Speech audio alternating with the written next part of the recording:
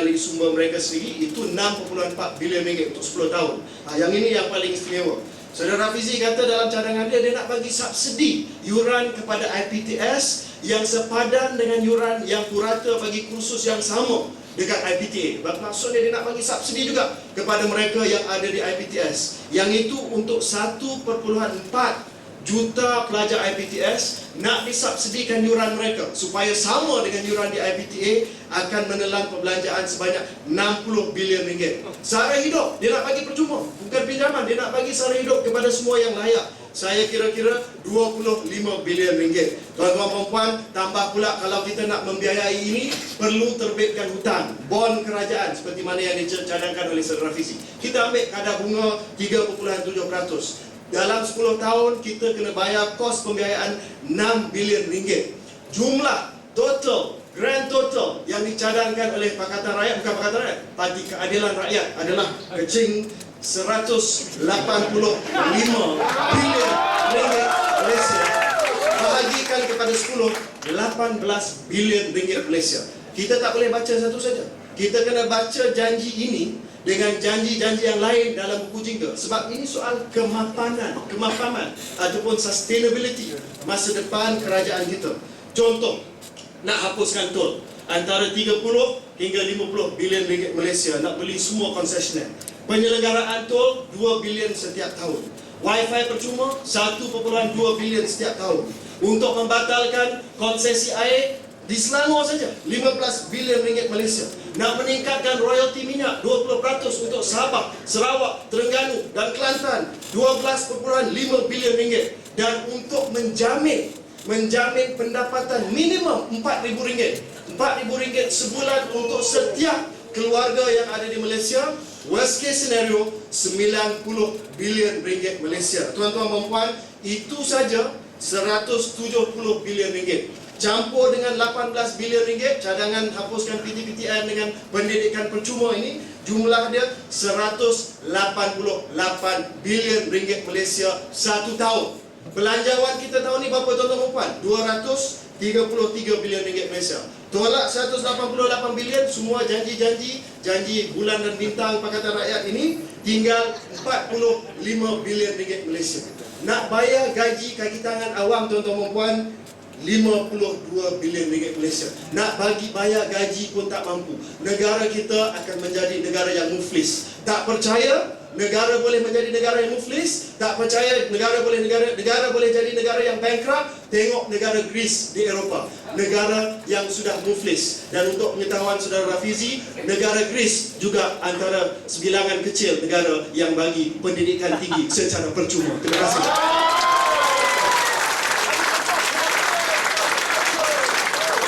Saudara Fizi, 5 minit, silakan. Terima kasih saudara Khairi. Malam ini dia jadi accountant. Habis start sampai habis. Cuma saya hormati saudara Khairi ini kerana dia menghafal buku jingga dan dasar-dasar Pakatan Rakyat lebih. Sebab itu masa di London saya dah tegur dia, kalau nak bercakap macam Pakatan Rakyat, masuk Pakatan Rakyat.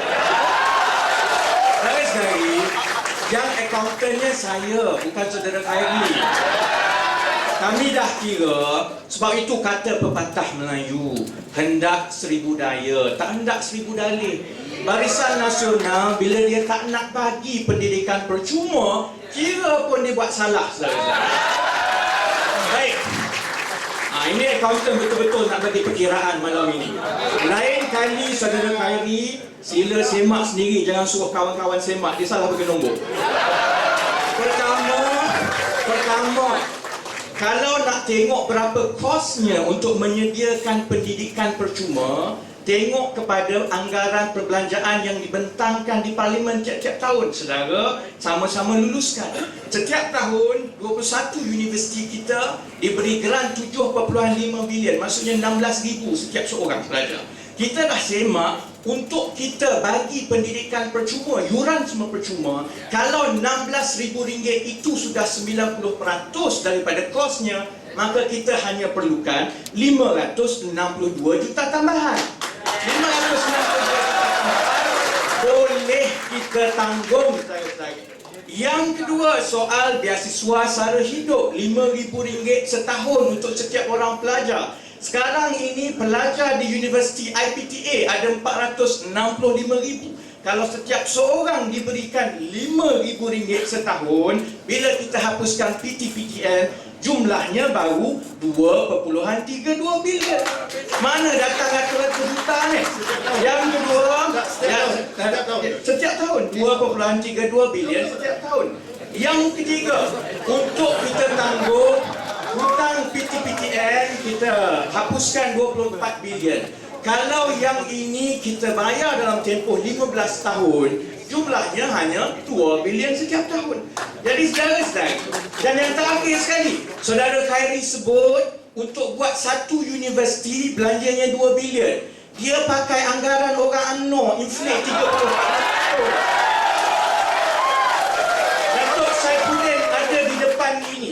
Datuk Saifuddin boleh sahkan bahawa bila Monash University buka kampus untuk menampung pelajar 5,000 orang, cukup dengan fakulti, perubatan, semuanya, tahun 2007 belanja untuk 5,000 orang kapasiti pelajar hanya 200 juta. Untuk 10,000 hanya 400 juta. Kalau dah bagi makan angin kepada yang lain itu kena tukar kerajaan lah. Jadi sekali nak kira balik, kalau kita campur balik satu-satu, nak bagi yuran percuma 562 juta, nak bagi allowance sara hidup RM5,000 setiap seorang pelajar, 2.32 juta. Nak bina satu universiti 10,000 orang tiap-tiap tahun, 400 juta. Nak tampung dan hapuskan PTPTN, 2 bilion setiap tahun. Campur empat itu, belanja tiap tahun hanyalah 5 hingga 6 bilion. Kita bandingkan 5 hingga 6 bilion dengan apa yang Kerajaan Barisan Nasional belanja sekarang. Bayar pampasan kepada konsesi lebuh raya 4 orang, 6 bilion setiap tahun.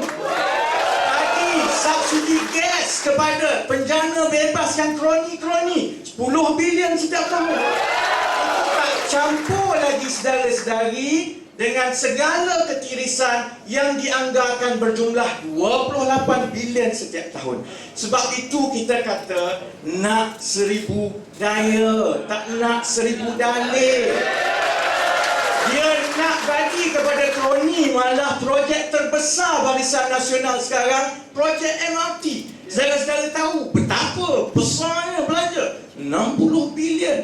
60 bilion dibayar dalam masa 15 tahun, belanjanya 5 bilion ringgit tiap-tiap tahun. Kalau kita boleh belanjakan puluhan bilion untuk kroni 4-5 orang kawan-kawan baik Barisan Nasional, kenapa kita tak boleh belanja 6 bilion untuk jutaan rakyat di luar?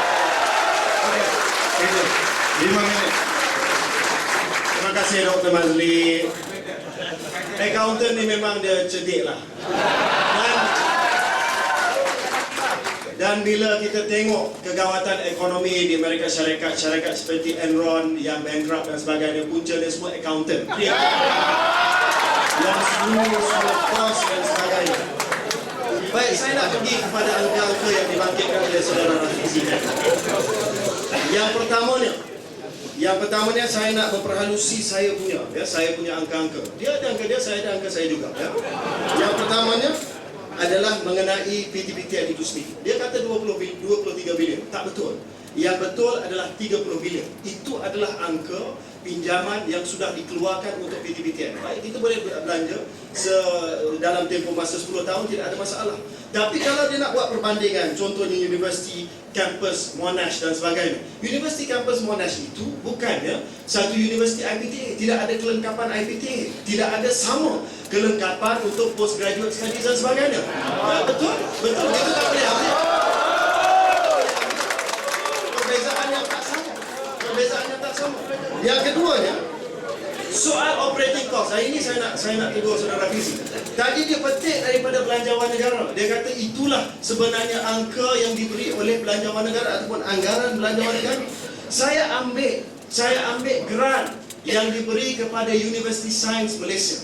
Saya ambil grant yang diberi kepada University Sains Malaysia oleh kerana kemasukan intake Universiti Sains itu adalah sama seperti universiti yang dicadangkan oleh Saudara Fizi, iaitu 10,000 pelajar tiap-tiap tahun untuk menjadi 40,000 pelajar dia punya enrollment ataupun dia punya kehadiran pelajar, ya.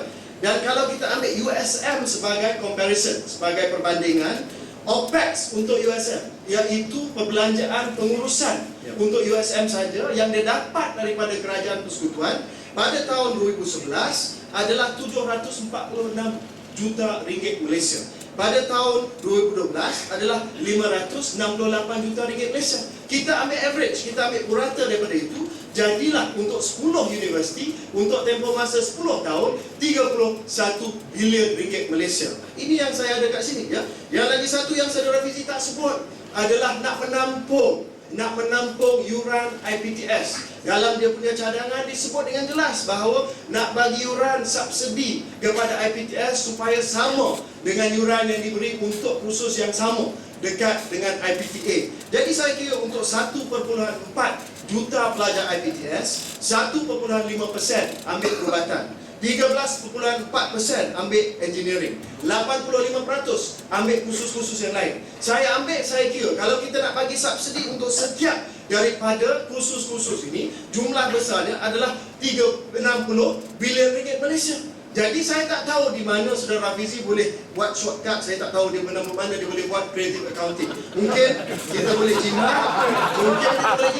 dari segi pembinaan universiti. Itu pun sedikit saja tuan-tuan dan puan. Tetapi akhirnya poin saya, apa yang disebut sebagai unjuran daripada Saudara Fizi, iaitu 5 bilion ringgit saja, tidak betul. Unjuran saya, mungkin dia tak akan setuju, 18 bilion ringgit Malaysia. Saya akan naikkan semua angka-angka ini dalam blog selepas ini, saudara-saudara boleh nilai. Dan inilah sebenarnya kesan yang akan memberi kesan kepada kewangan negara kita sekiranya polisi beliau dilaksanakan. Satu lagi yang saya nak sebut, ya, iaitu dia sebut bahawa kita akan mengalami, ya, kerugian sebanyak 6 bilion konsesi kalau kita bayar pampasan kepada konsesi. Hari ini kita tak bayar lagi pampasan kepada PLAS sebab kerajaan sudah mengambil alih PLAS. Jadi itu tak betul.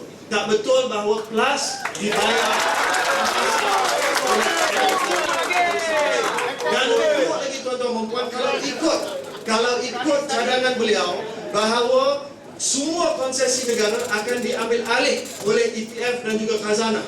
Dia tak kira kos penyelenggaraan. Dia lupa bahawa kos penyelenggaraan jalan-jalan raya pada hari ini yang ditanggung oleh tol akan mencecah 2 bilion ringgit Malaysia. Itu keluaran daripada mereka. Jadi mereka cakap memang sedap, indah khabar dari rupa. Apa yang mereka cakap memang betul, ya. Tetapi kalau kita teliti, kan, kalau kita tengok secara detail, secara teliti, sebenarnya saya percaya dan saya yakin apa yang dicadangkan oleh Pakatan Rakyat bukan hanya cadangan ini, tetapi juga cadangan buku 3 yang lain akan dan boleh memufliskan negara kita dalam masa yang terdekat. Okey, terima kasih.